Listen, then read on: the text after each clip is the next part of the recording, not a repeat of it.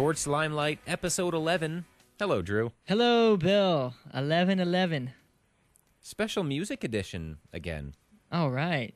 We've done music before. This is going to be a top 5 list for each of us. Our top 5 favorite songs ever. Ooh, nice.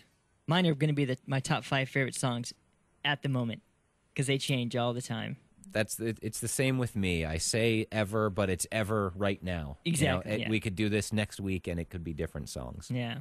Now, we talked about in the last episode the kind of limitations we placed on our NFL Conference Championship list. Do you have any such limitations on yourself? I pick songs that I've heard before. Oh, that's crazy. Yes, that I have listened to in my lifetime. That's probably important. This is basically my list from what I've heard in my 29 years of living. So I put a constraint on myself, which was it'd be way too hard just to pick 5 songs. I'd second guess myself. I'd change it too much. And I'd end up with like 3 Queen songs and 2 Rush songs. Okay. Or vice versa, or 4 Rush songs or something. So I decided to make it my top 5 bands and then my favorite song from each band. Okay, so the song is called Out of Space by Billy Preston. It's a 1971 funky organ instrumental by what people consider the fifth Beatle. For those of you who don't know who Billy Preston is, he was kind of an influential keyboardist around when the Beatles were doing Let It Be and Abbey Road.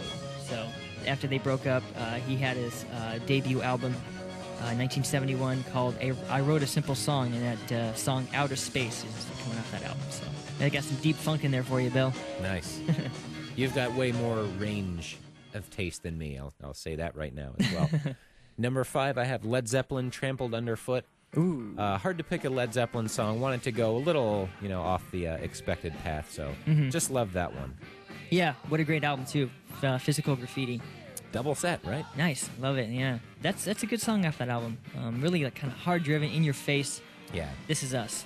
Because that was right after, didn't Robert Plant have like an accident or something? And oh, I didn't know about that. Yeah, I think. But it was pretty private. I think it involved his family, so they kind of kept it on the lowdown. But after reading their book... okay, so my number 4 is also a Led Zeppelin song.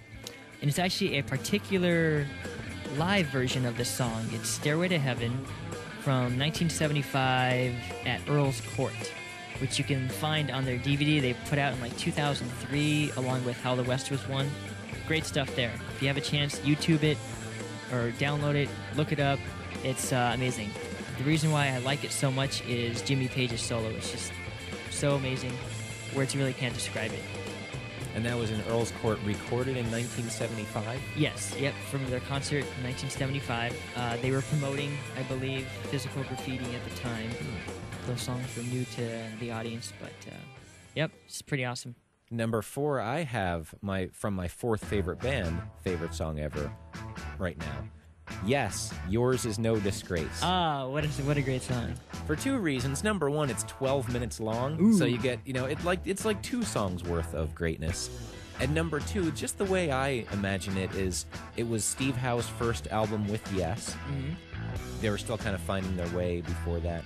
And it was the first track on that album. So I picture it as sort of Yes's introduction of Steve Howe to the world. Like, hi, everyone. Here, listen to Steve Howe. He is awesome. That's right, when yeah. his guitar first comes in. Yes. Just sort of fades in at probably like, 20 or 30 second mark. Yeah, what a great album. Those guys are definitely one of my favorites. I didn't pick a Yes song because their albums are so concept-oriented. It's tough to just grab one, but yeah, you did one, so that's awesome. I love it. 80s Yes is a little easier to do that with. Talking about favorite ever now, I probably listen to Owner of a Lonely Heart every day from age 5 to 10. Oh, wow. So it was my favorite song ever for a long time. Yeah, I remember that song, and I think there was a music video of people kind of running around the streets or something, almost like a busy day. I remember a person turning into a hawk of some sort. Oh, nice. And of course there was a man climbing up a ladder, because my mother would tell me that was my favorite part, and I'd always say, he's climbing up the ladder. Oh, yeah, that song is cool too. It's got a great riff. Oh, yeah. Right there. And that was with Trevor Rabin as the lead guitarist in Yes. So oh, okay. Good for him as well. Yeah. I've always liked John Anderson's voice. Oh, yeah. So unique. Such a great melody to it. Yeah, exactly. So my number 3 comes off the album Thriller. It's Wanna Be Starting Something, which is the first track off that album. What a great opening track. It's probably the best pop album of all time, and probably the best opening song of a pop album. So just really get you going. Michael Jackson, boom, right there. Just gets me going on my feet. Good stuff right there. Awesome. Now that's a good segue to my number 3 from my third favorite band ever, Foo Fighters, The Pretender. That one really gets me going every time. Great build-up, and even in the middle of the song it slows down, and then you get a kind of the build-up to the crescendo again. Yeah. They have such a knack for making really catchy songs. I like songs that have that crescendo, like leading, up in the very end, like Hey Jude or Stairway to Heaven, so. Yeah. So number 2, this one by Neil Young, who has slowly become one of my favorite artists of all time. I knew him from Buffalo Springfield and through Crosby, Stills, Nash & Young, but to get to his solo stuff with Crazy Horse, Down by the River is a song that he had in 1969. Now, the song on the album is a 9-minute song, so it'll definitely take you for a ride. He is one of the best electric guitarists of all time. Now, if you get a chance to get any of his live bootlegs of this song, like at the Fillmore East, you're looking at 12 up to 19-minute song of this song. So, wow. Just crazy, amazing jam rock in your face. Sports Limelight, episode 11, a little different, another music edition. We'll be back with my 1 and 1A, if that's 1A and 1B, if that's a hint. Yeah, and my 1. And Drew's 1. Sports Limelight, episode 11. Thanks for being with us.